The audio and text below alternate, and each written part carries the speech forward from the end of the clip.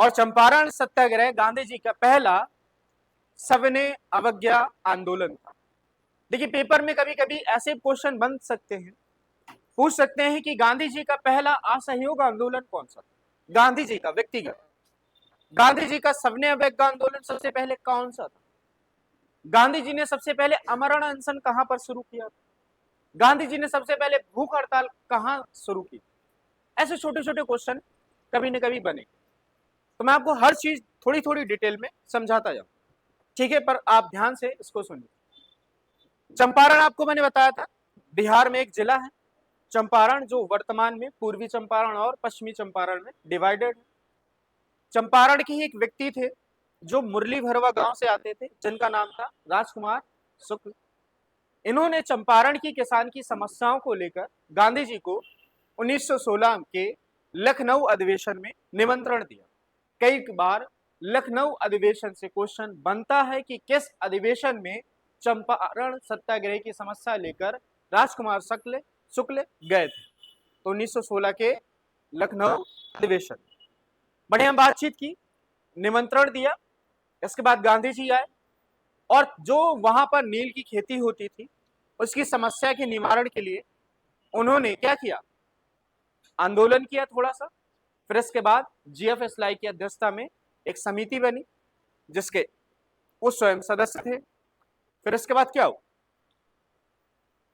इस समिति ने क्या किया, कितने % वापस करने को बोला था, 25%। कहा था कि जो आपने अवैध वसूली की है उसका 25% किसानों को वापस कर दीजिए। पेपर में देखिए आप हमेशा कारण पर जरूर जाइएगा कि कोई आंदोलन होने के पीछे कारण क्या। जैसे चंपारण सत्याग्रह होने के पीछे कौन सा कारण है, नील की खेती।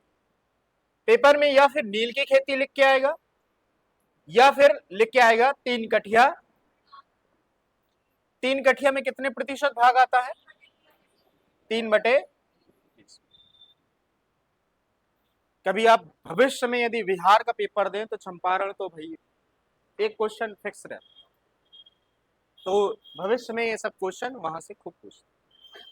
इसके बाद इसी सत्याग्रह की सफलता के बाद किसने इन्हें महात्मा की उपाधि दी थी, रविन्द्रनाथ टैगोर। ये तो खूब प्रश्न पूछा जाता है। इसके बाद एक व्यक्ति थे एनजी रंगा। एनजी रंगा साहब मद्रास शहर से आते थे जिन्होंने गांधी जी का विरोध किया। बस आपको इतनी बातें मैंने कल समझाई, ठीक है। आज हम पढ़ेंगे अहमदाबाद मिल आंदोलन। अहमदाबाद मिल आंदोलन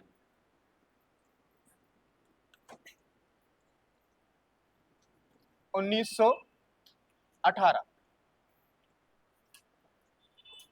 हेडिंग डालिए, अहमदाबाद मिल आंदोलन।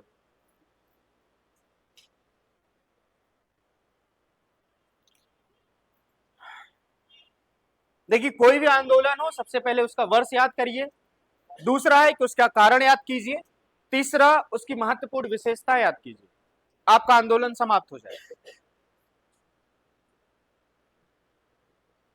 हेडिंग डल गई। एक छोटी सी कहानी सुनिए, आपको अहमदाबाद आंदोलन याद हो जाएगा। देखिए अहमदाबाद तो आपको मालूम होगा गुजरात का एक शहर है, ठीक है।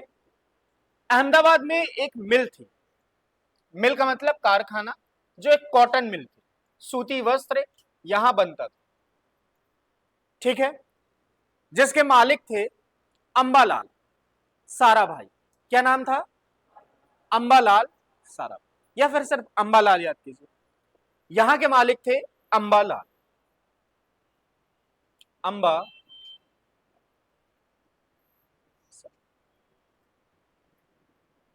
यहां के कौन थे, मालिक।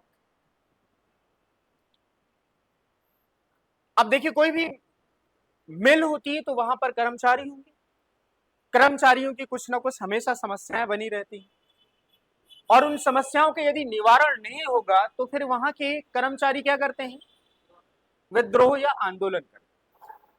देखिए अहमदाबाद में क्या हुआ 1918 में, प्लेग नामक बीमारी आई। कौन सी बीमारी आई? प्लेग। इस प्लेग के कारण बहुत सारी महामारी उत्पन्न हुई, लोगों को मृत्यु हुई। लोगों को क्या चाहिए अब?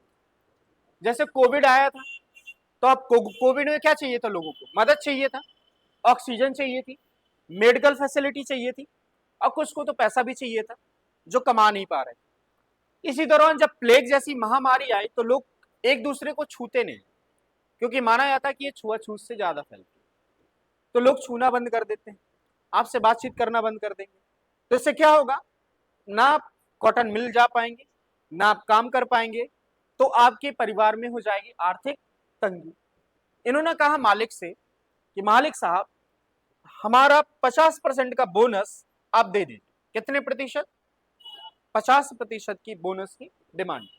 बोनस मिलता नहीं, एडवांस में पेमेंट, कि आज दीपावली है, 2 दिन बाद दीपावली, तो आपको एडवांस में अगले महीने का पेमेंट किए दे, खुशी के मारे। तो इन्होंने बोनस मांगा कि साहब हमें बोनस 50% दे दीजिए, एडवांस में हमें अभी नीड है। अब ये गुजराती भाई हैं, और गुजराती भाई ऐसे ही होते हैं, थोड़ा सा दिमागदार, बिना काम के कोई काम नहीं करते। उन्होंने कहा कि हम आपको नहीं देंगे। उन्होंने कहा यदि आपको लेना है तो आपको हम 15 से 25% तक दे सकते, लेकिन 15 से 25% तक बहुत कम होता है। शुरुआत में माने नहीं, इनको जब हड़काया गया मजदूरों द्वारा, तो उन्होंने कहा कि हम आपको 25% तक दे देंगे, पर ये नहीं माने। फिर इस समय चूंकि चंपारण सत्याग्रह के बाद गांधी जी थोड़ा नेता बन के उभर रहे, गांधी जी नेता हो रहे, बहुत बड़े हीरो बन रहे, तो गांधी जी से इन मजदूरों ने थोड़ा अनुरोध किया कि आप एक बार यहां भी आ जाए, आपका दबाव महसूस होगा। तो महात्मा गांधी जी को अब क्या किया? बुलाया गया। महात्मा गांधी जी की एंट्री बढ़िया धूम धड़ाके से हुई। महात्मा गांधी ने एक काम यह किया कि जो अंबालाल की बहन थी, अनसुईया, क्या नाम था? अनुसुईया। अनसुईया इनकी सिस्टर थी, इनसे दोस्ती कर ली,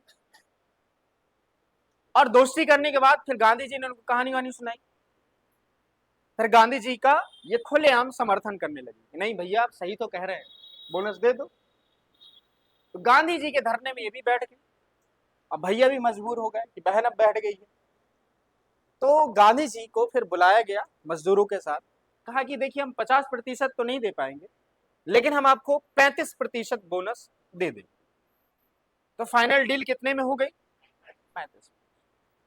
तो गांधी जी की एक बात फिर लोगों ने मान ली, फिर मजदूर ने मालिक ने मान ली, और गांधी जी ने धमकी दी थी कि मैं यहां पर यदि आप बात नहीं मानेंगे तो मैं यहां पर आमरण अनशन करूंगा। लेकिन जब उन्हें मालूम चला कि बहुत बड़ा आमरण अनशन नहीं अच्छा होगा, उन्होंने कहा कि मैं यहां अब क्या करूंगा? भूख हड़ताल कर दूंगा। तो गांधी जी का पहला भूख हड़ताल संबंधी आंदोलन था अहमदाबाद मिल आंदोलन। वो सविनय अवज्ञा आंदोलन था, चंपारण वाला। सविनय का मतलब होता है विनम्रता के साथ आप किसी की आज्ञा को टाल रहे, लेकिन आप उसमें विनम्र।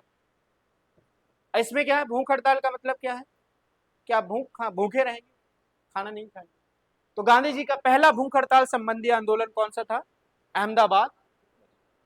यही छोटी छोटी बातें याद रखनी है। पेपर में आपसे वर्ष पूछा जाएगा, पेपर में आपसे कारण पूछा जाएगा, पेपर में पूछ सकते हैं कि गांधी जी की पहली भूख हड़ताल कहां पर हुई थी। तो कहां पर हुई थी? अहमदाबाद मिल। चलिए इसमें लिखिए, समझ में आया? इसमें लिखिए, फिर लिखिए 1918 में, 1918 में अहमदाबाद के कॉटन मिल में, कॉटन मिल, कॉटन मिल में, मिल में जिसके मालिक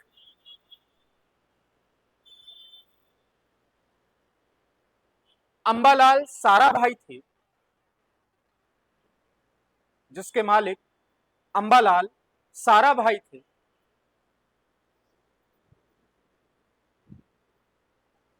अंबालाल साराभाई थे। इस दौरान वहां प्लेग रोग फैल जाने के कारण वहां प्लेग रोग फैल जाने के कारण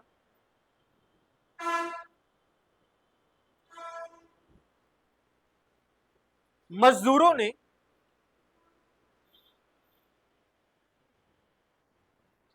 50% बोनस की मांग की। प्लेग रोग फैल जाने के कारण मजदूरों ने 50% बोनस की मांग की।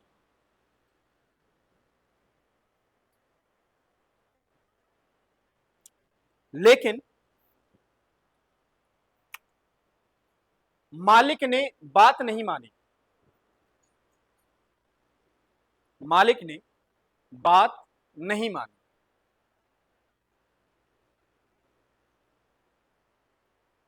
जिसके बाद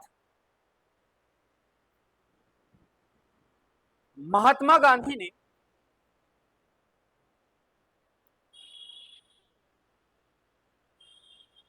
अंबालाल की बहन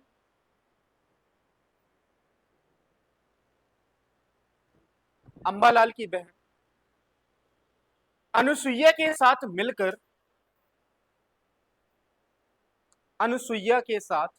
मिलकर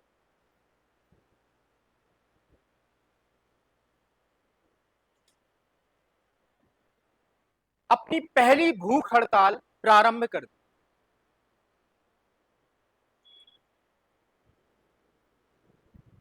अपनी पहली भूख हड़ताल प्रारंभ कर दी।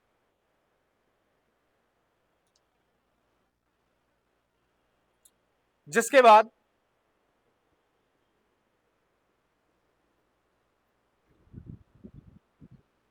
कारखाने के मालिक ने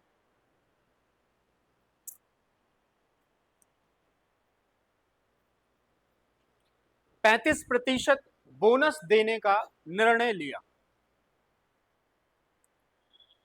35% बोनस देने का निर्णय लिया।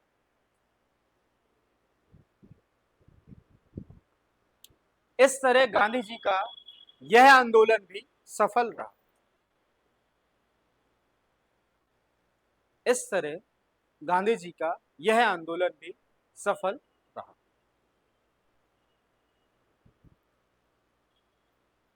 यह आंदोलन भी सफल रहा।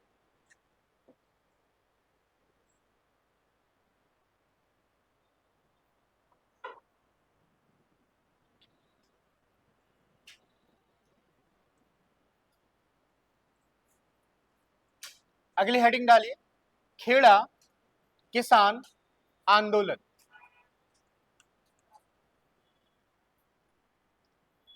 यह हुआ था 1918। अहमदाबाद वाला पहले हो गया था फरवरी के आसपास, यह हुआ था मार्च और अप्रैल के आसपास। तो खेड़ा किसान आंदोलन 1918।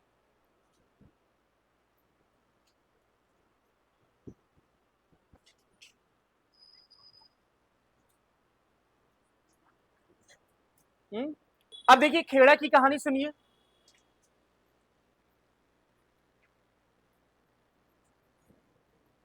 ये भी छोटी सी कहानी है और ये भी गुजरात की ही कहानी। ये स्थान है खेड़ा। खेड़ा में क्या हुआ कि उस साल फसल खराब हो गई। क्या? फसल खराब हो गई। फसल खराब होने के पीछे कई सारे कारण थे। एक कारण था सूखा फैल जाना, क्योंकि गुजरात में उतनी अच्छी वर्षा नहीं होती।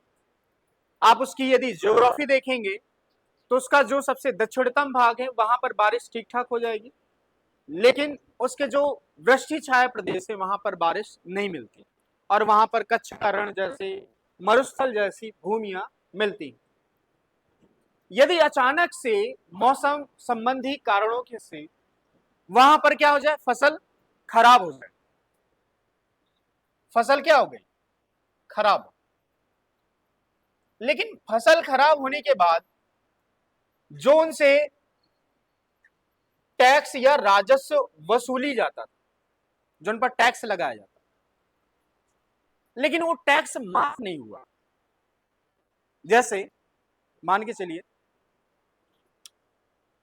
कि आपसे बहुत सारी चीजों का टैक्स लिया जाता, लेकिन किसी कारणवश आपकी आर्थिक समस्याएं ना अच्छी हो। जैसे मैंने बिहार में देखा कि वहां भी अभी क्या चलता है, वसूली सिस्टम। शाम के आएंगे भाई लोग, 3-4 लोग यूं छुरी हिलाएंगे और लाओ टैक्स लाओ, हफ्ता वसूली करते। मान के चलिए आप बिहार पहुंच गए, क्योंकि बिहार थोड़ा मुझे कम पसंद आया, रोज कहानी सुनता हूं तो थोड़ा अजीब लगता। मस्त आपने दुकान लगा रखी गन्ने की, लेकिन किसी कारण क्या हुआ, आपकी बिक्री नहीं हुई। तो आपकी यदि बिक्री कुछ हफ्तों से ना हो तो आपके पैसे नहीं होंगे। आपसे वो रोज का 100 रुपए मांगे तो आप दे नहीं पाएंगे। तो एक बार उनसे रिक्वेस्ट करेंगे कि साहब जब हो जाएंगे तब दे देंगे। इन्होंने भी रिक्वेस्ट की कि सर जी हम बाद में आपको दे देंगे जब फसल अच्छी होगी, अभी फसल खराब है। लेकिन उन्होंने कहा कि हम आपका भू राजस्व क्या करेंगे, माफ नहीं करेंगे, हम इसकी वसूली करेंगे। उन्होंने कहा कि आप नहीं देंगे तो हम लठेतों को भेजेंगे, मारेंगे, आपकी भूमि छीन लेंगे। तो ऐसी कहानी उन्होंने। इसके बाद गोपाल कृष्ण गोखले ने, इसके बाद सरदार वल्लभ भाई पटेल ने और उनके अन्य सहयोगी ने मिलकर छोटा सा पहले समर्थन दिया उन किसानों को, लेकिन बात नहीं मानी गई। अब गांधी जी फेमस हो चुके थे, गुजरात से ही आते थे, अहमदाबाद वाला मिल आंदोलन करके सक्सेसफुल हो चुके थे। तो फिर गांधी जी फिर क्या हुए, यहां पर धूम धड़ाके से एंट्री लेते हैं और गांधी जी समझा देते हैं वहां के जो जमींदार होते हैं कि आप यदि भू राजस्व माफ नहीं करेंगे तो हम आपके खिलाफ एक बड़ा आंदोलन छेड़ देंगे। गांधी जी से बहुत लोग अब डरने लगे, क्योंकि जो व्यक्ति पहले किसी की कोई बात ना सुनता हो, उसने अंग्रेजों से बात मनवा ली चंपारण में, भारतीयों से भी बात मनवा ली अंबालाल साराभाई से। तो इनकी बातों में अब क्या आने लगा, वजन आने लगा कि यार बहुत बड़े नेता हैं, यदि आंदोलन कर देंगे तो हो सकता हमारी स्थानीय जनता भड़क जाए और हम ही को मार मार के भुर्ता बना दे। तो गांधी जी ने स्पष्ट रूप से कहा कि यदि आप नहीं मानेंगे तो हम गुजरात की ही स्थानीय संस्थाओं के साथ मिलकर आप पर क्या करेंगे, हड़ताल करें। तो धमकी की वजह से क्या किया, अब किसानों से कहा गया कि आप राजस्व मत दीजिए, जिस साल हो उस साल। तो एक तरह से इन्हें राजस्व माफी का अधिकार मिल गया और वो बच गए। तो अब राजस्व माफी हो जाए तो बहुत बड़ी खुशी की बात होती है। तो किसान गांधी जी के बारे में अब तरह तरह की अफवाह उड़ाने लगे। आपने सुना होगा, अफवाह बहुत सारी उड़ती रहती है मार्केट में। गांधी जी के बारे में 2-4 अफवाह ऐसी उड़ी कि बिलीव नहीं हुआ लोगों को। गांधी जी को भगवान का दर्जा दिया गया। कैसे दिया गया, जैसे एक किसान आपस में डिस्कस कर रहे थे, आंदोलन चलते हैं तो लोग, जब कोई चमत्कारी नेता आता है ना अपने समाज में, तो उसके बारे में बहुत सारी कहानियां गढ़ी जाती है उसकी चमत्कारिता सिद्ध करने की। तो गांधी जी के बारे में लोग ऐसे ही बातचीत कर रहे थे, मालूम है कि एक कढ़ाई में वो गुड़ उबाल रहे थे, तो कढ़ा हो गया गरम। अब उन्होंने कहा यदि गांधी जी भगवान होंगे, गांधी जी सत्य होंगे तो कढ़ा टूट जाएगा। और मुझे नहीं मालूम, कढ़ा अचानक से 5 मिनट में टूट गया। तो गांधी जी के बारे में दोनों किसानों के मन में क्या बैठ गया, भगवान है। और जो छोटी व्यक्ति होता है और वो खबर कानो खान तक कैसे फैलेगी, तुरंत दूसरे भाई को बताया, दूसरे ने तीसरे को बताया और पूरे एरिया में गांधी जी भगवान का दर्जा मिल गया। और जब किसी के साथ भगवान शब्द जुड़ जाता है तो फिर हम उसकी बात ब्लाइंडली फॉलो करने लगते, और इसी ब्लाइंडली फॉलो करने के चक्कर में कई लोग हमारा गलत फायदा भी उठा लें। तो इसलिए हमें, मैं नहीं कहता आंखें खोल के रखो, अपना विवेक यूज करो, बाकी ये काम। ये कौन सा आंदोलन था, खेड़ा किसान आंदोलन, जिसका कारण था फसल खराब होना, जिसके पीछे कारण यही था कि राजस्व माफी नहीं दी जा रही थी। इसके बाद गांधी जी ने राजस्व माफी दी। क्या हुआ? अच्छे से चूटी काटो, खून उन निकाल लो, दांत से काट लो, चाकू वाकू दूं क्या? लिखो, थोड़ा स्पीड से लिखेंगे, 2 मिनट में, छोटा सा है। लिखिए, गुजरात के खेड़ा क्षेत्र में,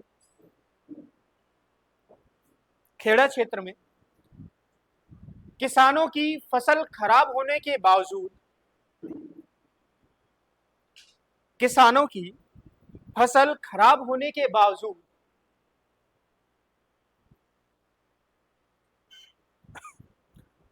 वहां जबरदस्ती, वहां जबरदस्ती लगान वसूली की जा रही थी। लगान या भू राजस्व, वही लगान वसूली की जा रही, जिसका विरोध वहां के किसानों ने,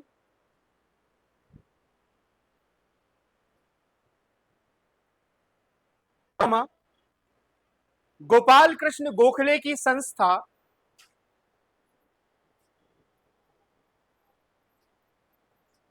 सर्वेंट सोसाइटी ऑफ इंडिया,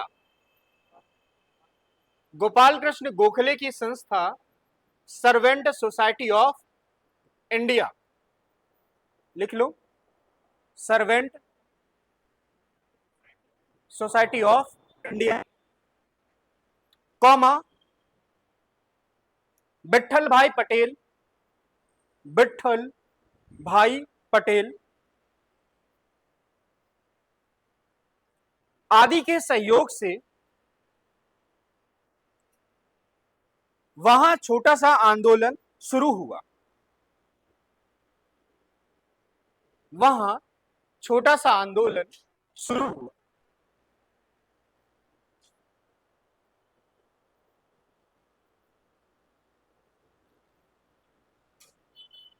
इसके बाद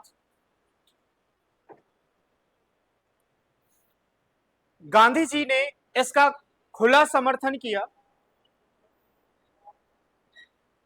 इसके बाद गांधी जी ने इसका खुला समर्थन किया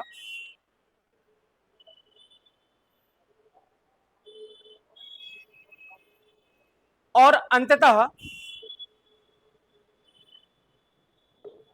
जमींदारों ने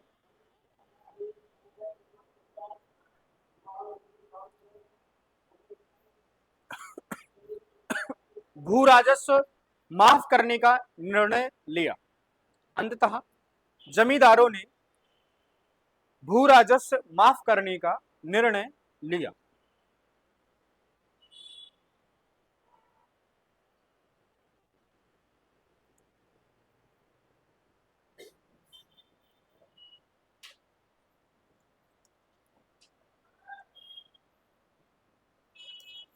अगली हेडिंग डालिए,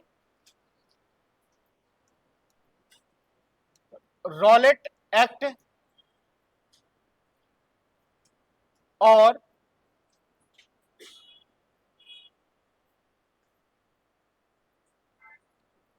रॉलेट सत्याग्रह।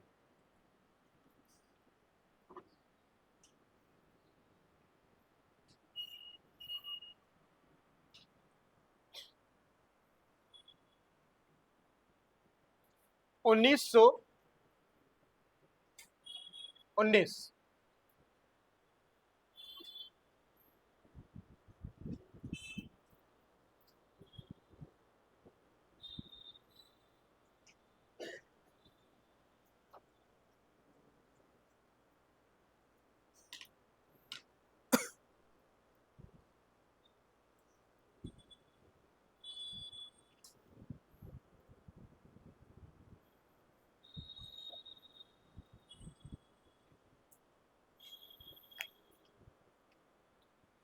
अब समझिए इससे क्वेश्चन क्या बने।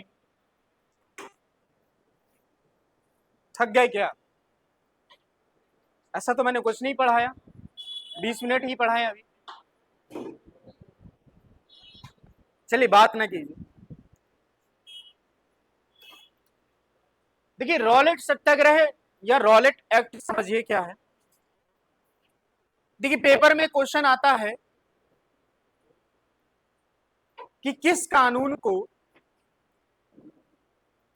पहली बार काला कानून कहा गया, या ब्लैक लॉ, इंग्लिश में ब्लैक लॉ, हिंदी में काला काला कानून। इसी रॉलेट कानून को पहली बार काला कानून कहा गया। और काला कानून की सबसे बड़ा प्रावधान है रॉलेट एक्ट को। रॉलेट एक्ट को काला कानून कहा गया, जिसके पीछे कारण यह था कि मात्र शंका के आधार पर, कैसे शंका के आधार पर आप किसी को भी 2 सालों के लिए गिरफ्तार कर सकते। कितने सालों के लिए? और 2 सालों के गिरफ्तार करने के बाद आपको ना कोई वकील मिलेगा, ना कोई आपको दलील देने का मौका मिलेगा। नो वकील, नो दलील और नो न्याय वाय, कुछ नहीं मिलेगा। मतलब सिर्फ आप शंका लगेगा कि आप कुछ करने वाले हैं, यहां समस्या उत्पन्न कर देंगे, तो आपको क्या कर लिया जाएगा? गिरफ्तार कर लिया जाएगा और 2 सालों के लिए जेल में डाल दिया जाएगा। आप उनसे ये नहीं कह सकते कि मुझे वकील दे दो, मैं केस लड़ूंगा। वकील भी नहीं मिलेगा, ना आपको दलील देने का मौका मिलेगा, और बिना कारण आपको 2 सालों की जेल हो जाएगी। भारत में एक कानून भी बना है ऐसा ही। कौन बताएगा कौन सा कानून? कि आप मात्र शंका के आधार पर किसी को भी गिरफ्तार कर सकते और ना वहां पर किसी तरह की सुनवाई हो सकती। कोई कानून याद आ रहा आपको?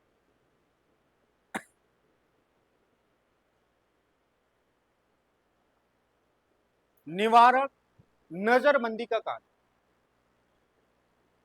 नजरबंदी मतलब इसमें यह होता है, एक ऐसा कानून है, सरकार को यह अधिकार देता है कि यदि कोई व्यक्ति सरकार के खिलाफ उग्र प्रदर्शन कर सके या स्थापित सरकार के खिलाफ विद्रोह कर दे, जिससे सरकार को प्रॉब्लम हो जाए, तो मात्र संख्या के आधार पर उसे अधिकतम 3 महीने, यदि उसे 3 महीने से ज्यादा बढ़ाना है तो 3 लोगों की एक कमेटी बनती है, फिर उसे 3 महीने लगातार बढ़ाया जा सकता है, हर बार 3 महीने, और यह बढ़ाया जा सकता है जब तक उनकी इच्छा हो।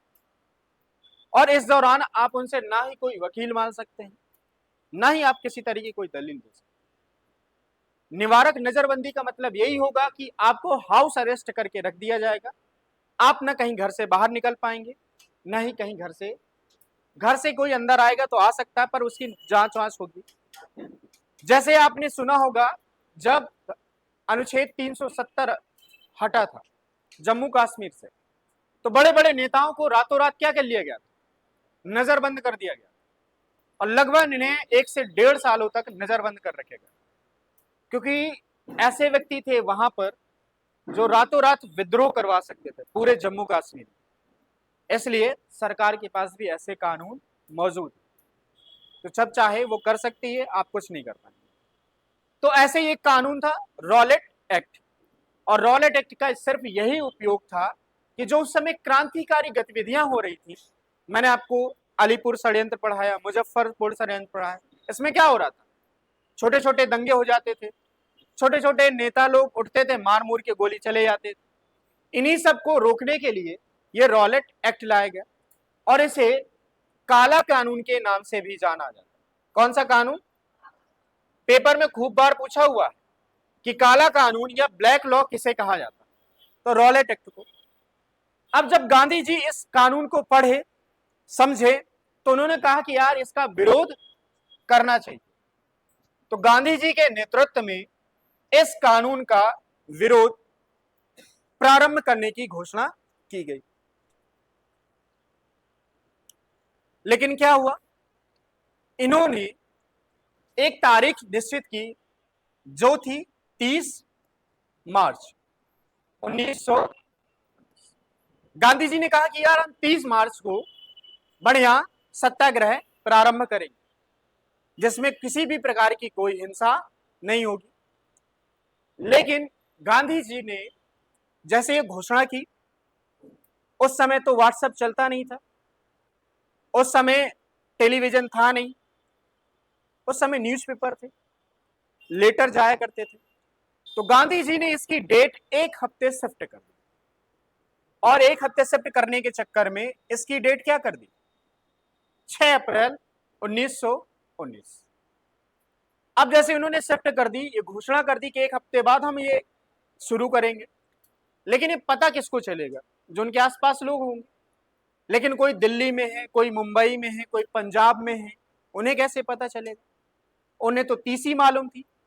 तो उन्होंने क्या कर दिया, अपने ही क्षेत्र में सत्याग्रह बिना 6 अप्रैल के वेट के शुरू कर दिया। जिसके बाद क्या हुआ, वहां पर थोड़ी बहुत हिंसा हुई, और हिंसा के चक्कर में क्या हुआ, आपको मालूम होगा कि 13 अप्रैल 1919 को जलियांवाला बाग हत्याकांड जैसी घटना हो जाती है। गांधी जी इस हिंसा से बहुत दुखी हो जाते हैं, और इस हिंसा के बाद 18 अप्रैल 1919 को यह आंदोलन वापस ले लिया और रॉलेट सत्याग्रह समाप्त हो जाता है। ठीक है, तो रॉलेट एक्ट से ही रॉलेट सत्याग्रह जुड़ा हुआ है, और रॉलेट सत्याग्रह के समय ही कौन सा घाट हुआ था, जलियांवाला हत्याकांड। पेपर में क्वेश्चन ऐसे खूब बना है कि जलियांवाला बाग हत्याकांड किस आंदोलन के दौरान हुआ था, पेपर में खूब आता है। तो जलियांवाला बाग हुआ था रॉलेट सत्याग्रह के समय। ठीक है, इसको अच्छे से याद करें। तो इसमें लिखिए, 2-4 लाइनें शुरू करते हैं। अभी आपके पास समय है, 5 मिनट में लिख जाएगा। लिखिए, सिडनी रॉलेट, सिडनी रॉलेट की अध्यक्षता में, सिडनी रॉलेट की अध्यक्षता में एक समिति का निर्माण किया गया, एक समिति का निर्माण किया गया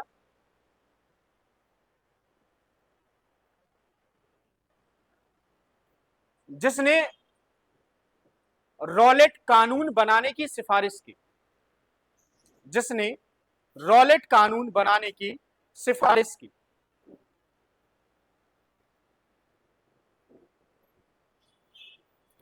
इस कानून के आधार पर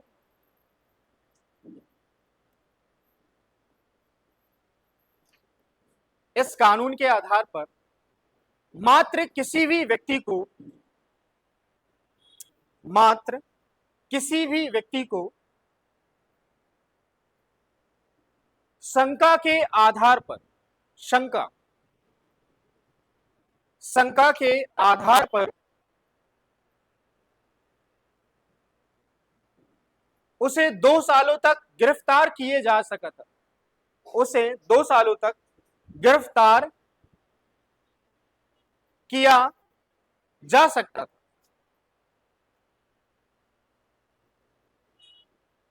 तथा उसे ना कोई वकील मिलता था,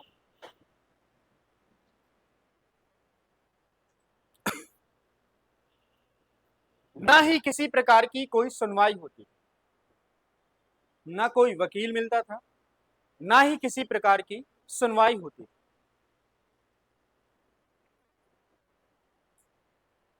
इसलिए भारतीयों ने इसे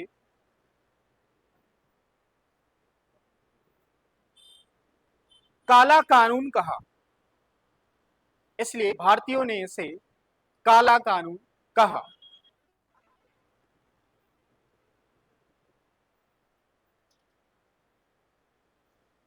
अगली लाइन से लिखिए, इस कानून को ध्यान में रखते हुए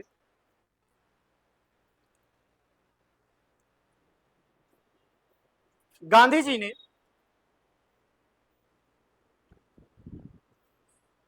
विरोध करने का निर्णय लिया, गांधी जी ने विरोध करने का निर्णय लिया, और घोषणा की कि और घोषणा की 30 मार्च 1919 को 30 मार्च 1919 को रॉलेट सत्याग्रह का प्रारंभ किया जाएगा। 30 मार्च 1919 को रॉलेट सत्याग्रह का प्रारंभ किया जाएगा। लेकिन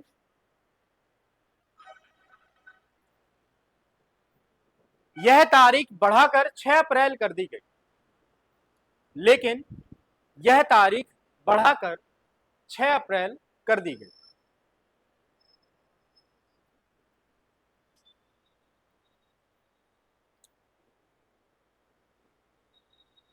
जिसके कारण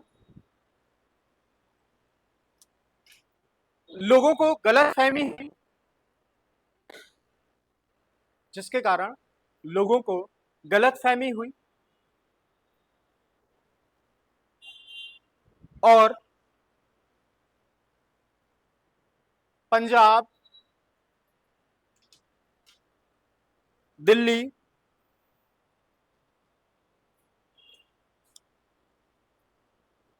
मुंबई, पंजाब, दिल्ली, मुंबई जैसे शहरों में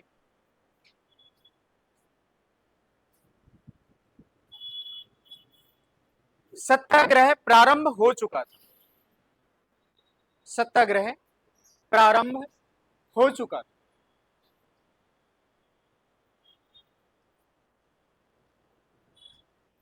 इसी दौरान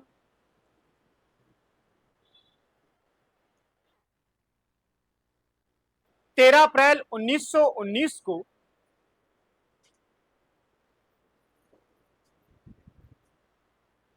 जलियांवाला बाग हत्याकांड जैसी घटना हुई। 13 अप्रैल 1919 को जलियांवाला बाग हत्याकांड जैसी घटना हुई।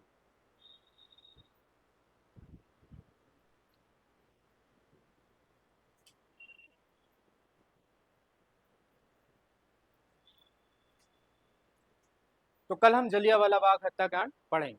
ठीक है, अभी आपकी मैथ की क्लास।